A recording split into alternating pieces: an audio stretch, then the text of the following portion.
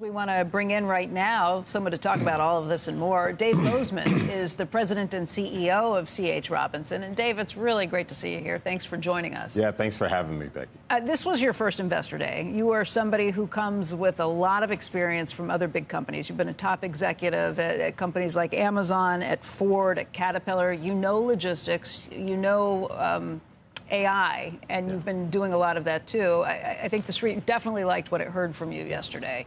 I guess my first question is, how are you so confident about these higher-than-expected numbers across the board, raising expectations on things like margins, on things like profit for the year, when there's so much uncertainty about what to think in your arena? What gives you that confidence? Well, first of all, thanks for having me. And there is a lot of uncertainty, Becky, but we do feel confident. We feel confident because leaning into technology and AI, it's been a game changer for us. And we are revolutionizing our company, but we're also trying to be a leader in the industry within AI and technology. If you look at our large language models and what our engineers are doing, it is making a game-changing change for our people. And we say our strategy is our people, powered by technology. And when we take that and look out, it gives us that confidence that we will hit those numbers that we laid out yesterday. How much of AI is automating things for you? Because that sounds like it's almost doing in spite of what your people do. This is some pretty big numbers just in terms of explain what you can do with AI. Yeah, so with AI in our industry, if you look at life of an order, it's allowing us to really take away all of those manual tasks that our people do on a day-to-day basis. And at our scale, which we do 35 million shipments a year, 55,000 shipments a day. Our people are doing a lot of manual processing and touching. AI has allowed us to take it out of their hands and allow them to focus on the things such as solutioning, such as solving problems for customers, really allowing them to get back to the things that we're known for. And it's opened up capacity to do that. That's why it's such a game changer. Does it mean you need less people, or how does it improve your margins? Well, what it says is that we do need less people in certain areas where we're doing those manual tasks. We've actually gone out and invested in people when it comes to customer facing and things like that. We've increased it, or in areas such as small, medium business segment, in which we're investing in and we feel good about. So, Dave, Becky mentioned uncertainty. I mean, yesterday we saw the president-elect post something on Truth Social, basically weighing in on the dispute between the dock workers and the port operators in the Eastern Gulf ports, siding with the union. There's kind of, I would think, in your mind, raising the potential of a possible strike at the East and the Gulf Coast ports. I just want to get your take. How do you view the president siding with the dock workers? I'm sure you're hearing about this dispute. Are you worried that it won't get resolved by January 15th? Well, I think the thing for us is really focusing on our customers, Frank.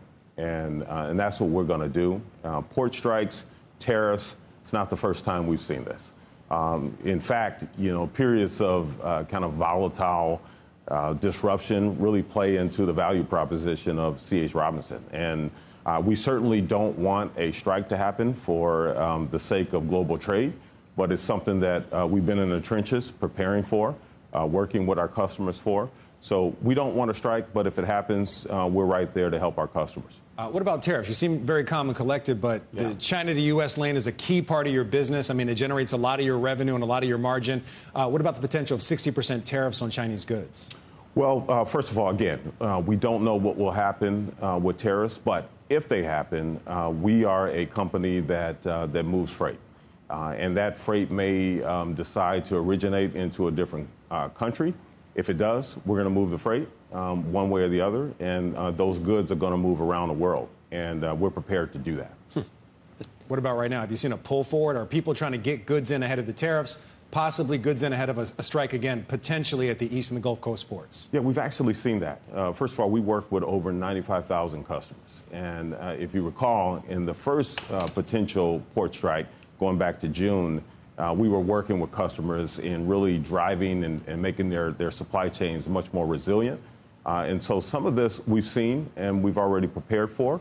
And so we, again, are preparing for that. And we've seen some pull ahead, But Frank, I'll tell you, it's not been a really material pull ahead for customers. Dave, are you truly agnostic to tariffs? I mean, it just occurred to me you could be. You're moving it one way or the other. But would you make less money if it was all onshored? Yeah, well, Joe, that's the thing about it. In working with the amount of customers that we're working with, you're right. The conversation has to be, are goods going to stop flowing? And we don't think goods are ever going to stop flowing. Unless we stop consuming. Exactly. And so we don't think that's going to happen. And when goods flow, that's where C.H. Robinson is right there in the mix to do that. How much of your revenue, I would say, comes from moving stuff from China? Well, it's a portion of our revenue. It's going to be, less than 20%. It's part of our global forwarding arm as well. A bulk of our revenues come from our freight forwarding, actually our freight brokerage here in domestically. Yeah, so stuff is moving. Stuff is going to move. And is it production also moving to other places like Vietnam? Are you seeing that happen actively, or like India? I mean, where are you seeing the shift in production go for companies that are trying to mitigate the impact? Well, we've seen a shift to Southeast Asia, but China still is the factory to the world. And it is very large. It supplies the world. We continue to be the dominant place of shipping from China to the U.S., which, as you know, we play extremely strong in that particular lane.